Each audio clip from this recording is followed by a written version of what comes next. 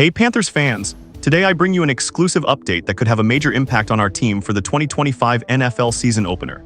In this special report, I dive deep into the latest roster moves that the management has executed just ahead of our crucial matchup against the Jacksonville Jaguars.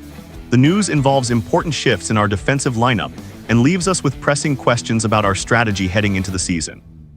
Before I continue with all the details, make sure to subscribe to the channel and help us reach our goal of 3,000 subscribers. Now let's get right into it. The main protagonist of these movements is none other than Damarri Mathis. Yes, you heard it right, Mathis, our cornerback who was acquired off waivers from the Denver Broncos just last week, faced a devastating setback in his very first practice with the Panthers. He suffered a torn ACL, a serious injury that has forced the team to place him on injured reserve, effectively ending his season before it truly began. This unfortunate turn of events has certainly disrupted our defensive plans and left many fans, including myself, with a heavy heart. Mathis was expected to bring fresh energy and depth to our secondary, especially after being picked up under high expectations. His previous track record, having appeared in 43 career games and demonstrating potential despite limited exposure, had many of us excited about what he could contribute to the Panthers' defense. The injury not only sidelines a promising talent, but also raises important tactical and strategic questions that our coaching staff must now address if we are to remain competitive in every matchup. To address the gap left by Mathis, the Panthers have taken decisive action by promoting defensive tackle Jaden Crumedy from our practice squad to the active 53-man roster. Crumedy, selected in the 6th round of the 2024 NFL Draft out of Mississippi State, has shown flashes of potential during his rookie season. In his limited appearance in 5 games, he recorded half a sack and 13 total tackles, statistics that underscore his readiness to step up when needed. This move illustrates Carolina's commitment to not only replacing lost talent, but also giving opportunities to young players who can grow into larger roles on the field. It is also worth noting that the franchise made a strategic decision not to elevate either of the 2 practice squad cornerbacks, Michael Reed and Kalen King, in response to Mathis's injury.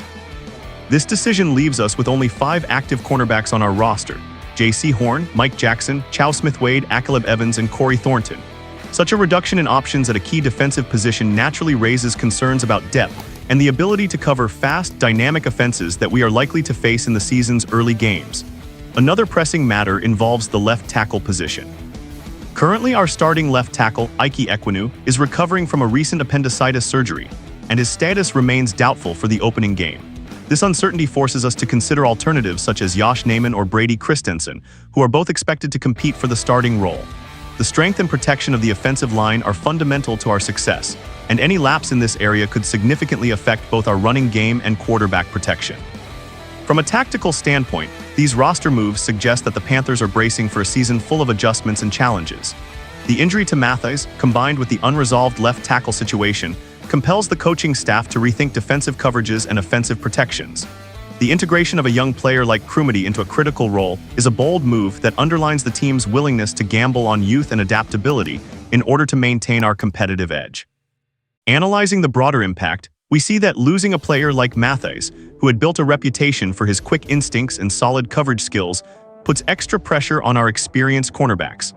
The management will undoubtedly be monitoring how the reduced depth influences our ability to compete against more established defenses.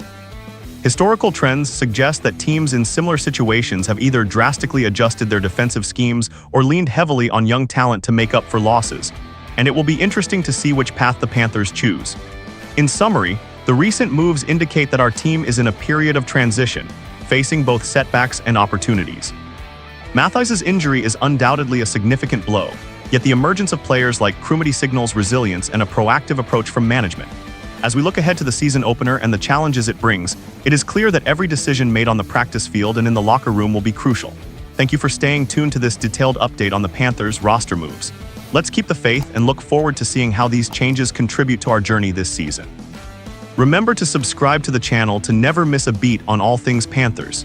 Together, we'll stand by our team and cheer them on every step of the way.